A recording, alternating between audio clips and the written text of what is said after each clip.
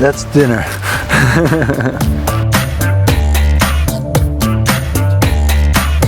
So yes, yesterday and almost every day here, we eat the veggies from the garden.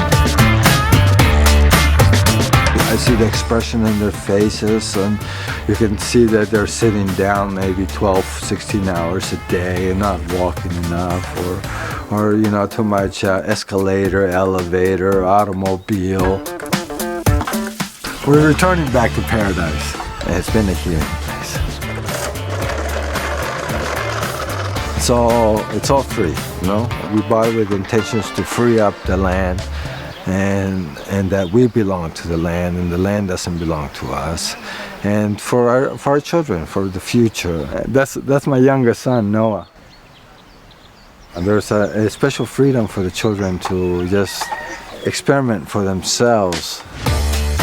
The heater, yeah, it looks like out of proportion here, and everything that's so natural. Living in nature is not about suffering; it's about living in luxury. And in some ways, also, it's our way to protest on what is going on in society, in the government. No one has to see our protest, but I know I'm protesting on what's going on.